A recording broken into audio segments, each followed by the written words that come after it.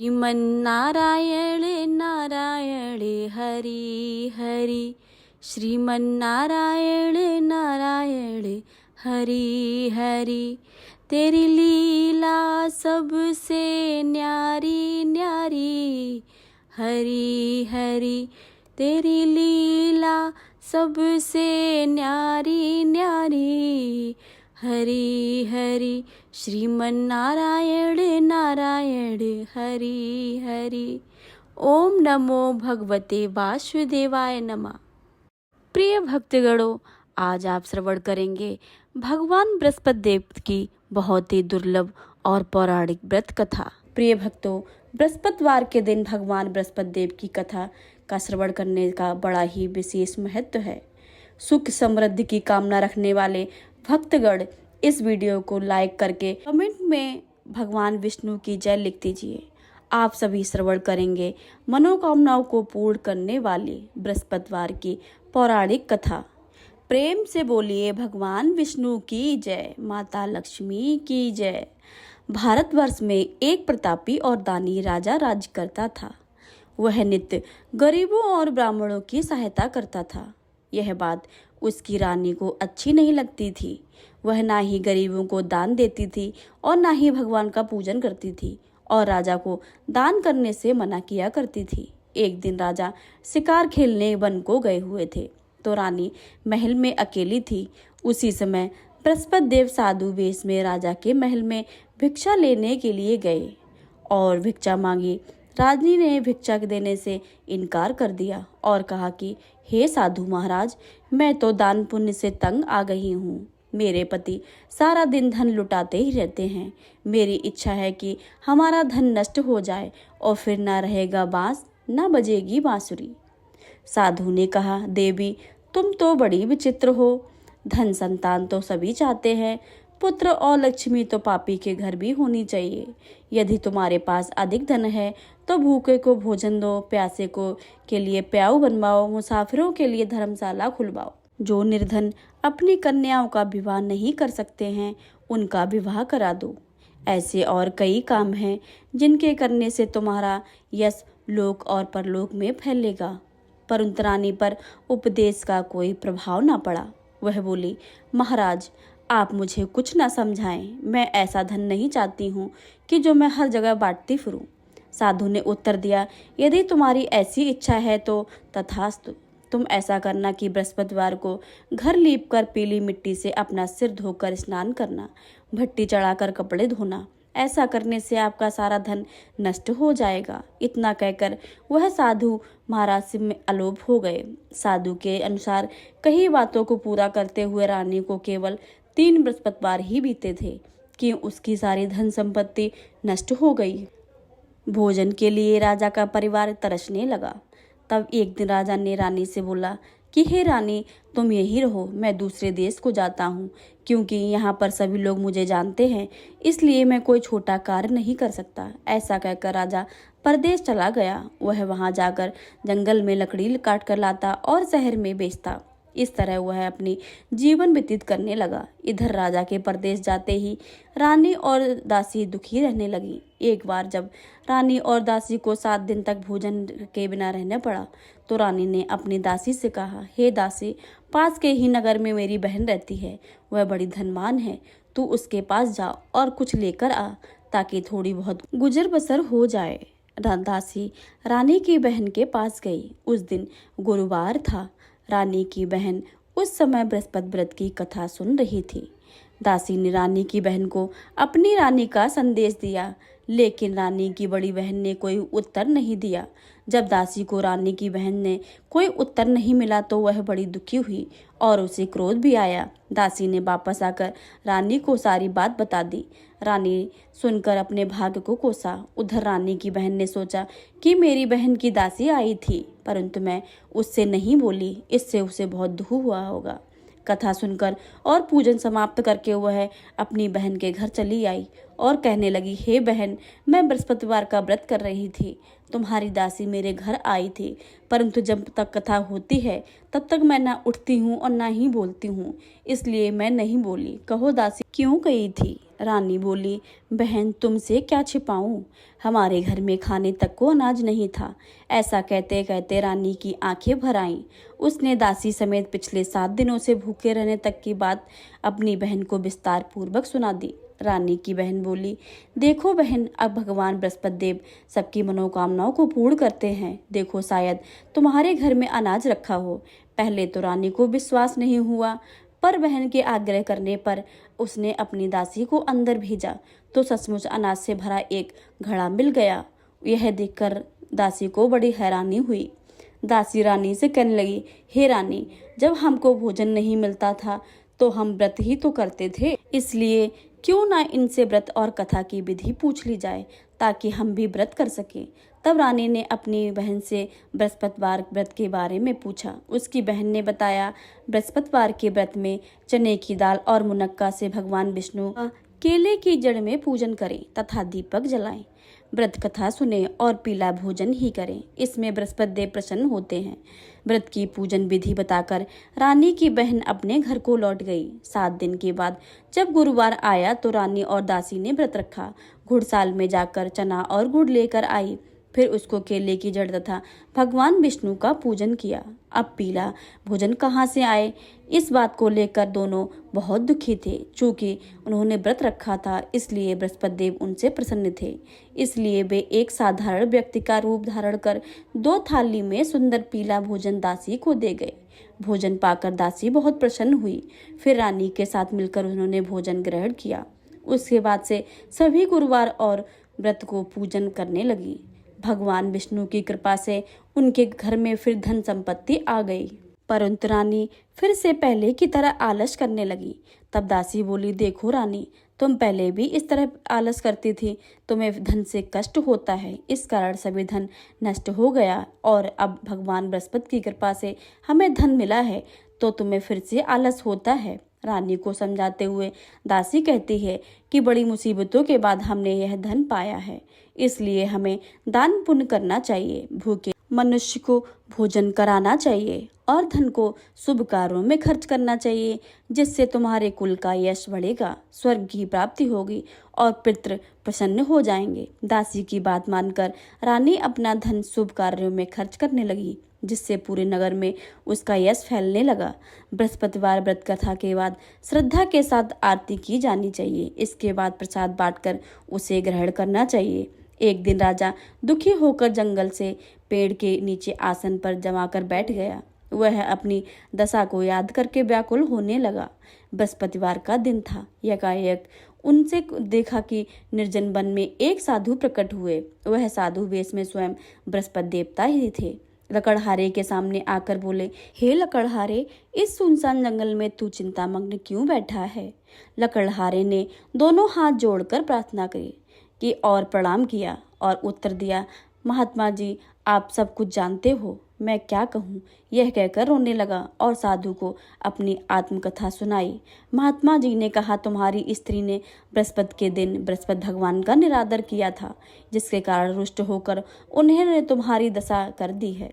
अब तू चिंता को दूर करके मेरे कहने पर चलो तो तुम्हारे सभी कष्ट दूर हो जाएंगे और भगवान पहले से अधिक संपत्ति देंगे। तुम बृहस्पतिवार के दिन कथा किया करो, 2 पैसे के चने मुनक्का लाकर उसका प्रसाद बनाया करो और शुद्ध जल में लोटे में शक्कर मिलाकर अमृत तैयार किया करो। कथा के पश्चात अपने सारे परिवार और सुनने वाले प्रेमियों को अमृत व प्रसाद बांटकर आप भी ग्रहण किया करो। ऐसा करने से भगवान तुम्हारी सभी मनोकामनाएं पूरी करेंगे। साधु के ऐसे वचन सुनकर लकड़हारा बोला, हे प्रभु, मुझे लकड़ी बेचकर इतना पैसा नहीं मिलता है जिससे भोजन के उपरांत कुछ बचा सकूं। मैंने रात्र में अपनी पत्नी को व्याकुल देखा।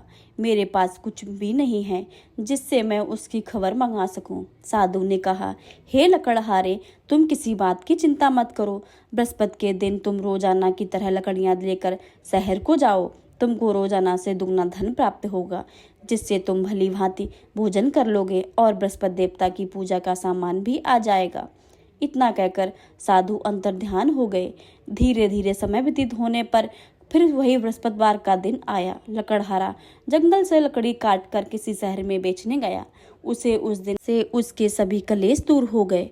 परंतु जब दोबारा गुरुवार का दिन आया तो बृहस्पतिवार का व्रत करना भूल गया। इस कारण बृहस्पति भगवान नाराज हो गए। उस दिन उस नगर के राजा ने विशाल यज्ञ का आयोजन किया था तथा शहर के सभी यहाँ घोषणा करवा दी कि कोई भी मनुष्य अपने घर में भोजन नहीं बनाएगा, न आग जलाएगा। समस्त जनता मेरे यहाँ भोजन करने आएगी। इस आज्ञा को ना मानने वाले उसे फांसी की सजा दी जाएगी। इस तरह की घोषणा संपूर्ण नगर में करवा दी गई।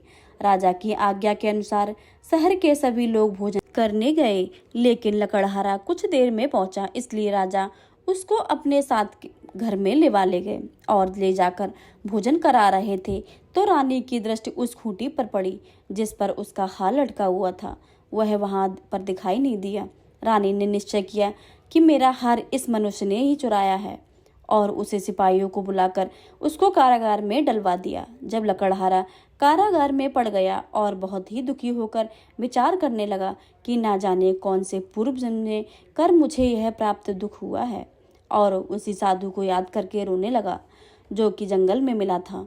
उसी समय तत्काल बृहस्पति देव साधु के रूप में प्रकट हुए और उसकी दशा को देखकर कहने लगे, अरे मूर्ख, तूने बृहस्पति देवता की कथा नहीं करी, इस कारण तुझे दुख प्राप्त हुआ है। अब तू चिंता मत कर। बृहस्पतिवार के दिन कारागार के दरवाजे पर 4 पैसे पड़े मिलेंगे, उनसे तू बृहस्पति देवता की पूजा करना, तेरे सभी कष्ट दूर हो जाएंगे। बृहस्पतिवार के दिन उसे 4 पैसे मिले। लकड़हारा ने कथा कही। उसी रात्र को बृहस्पति देवता ने उस नगर के राजा को स्वप्न में कहा, हे राजा, तुमने जिस आदमी को कारागार में बंद किया था वह निर्दोष है, वह राजा है, उसे छोड़ देना। रानी का हार उसी खूंटी पर लटका है।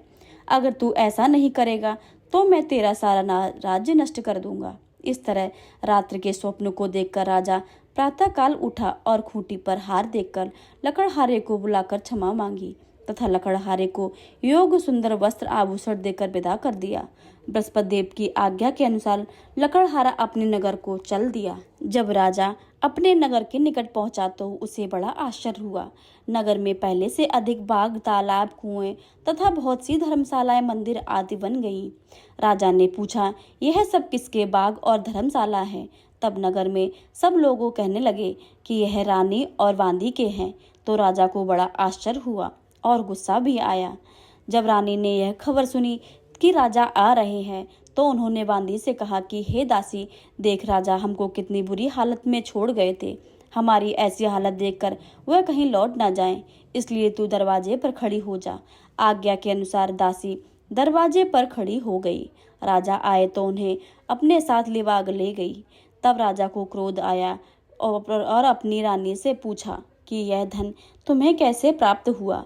तब उन्होंने कहा कि हमें यह धन बृहस्पति देव के इस व्रत के प्रभाव से प्राप्त हुआ है। राजा ने निश्चय किया कि 7 रोज बाद तो सभी बृहस्पति का पूजन करते हैं, परंतु मैं दिन में 3 बार कहानी तथा रोज व्रत किया करूंगा। अब हर समय राजा के दुपट्टे में चने की दाल बंधी रहती थी और दिन में 3 बार कहानी कहता था। एक रोज राजा ने विचार किया कि चलो अपनी बहन के यहाँ हो आए। इस तरह निश्चय करके राजा घोड़े पर सवार होकर अपनी बहन के यहाँ को चलने लगा। मार्ग में उसने देखा कि कुछ आदमी एक मुर्दे को ले जा रहे थे।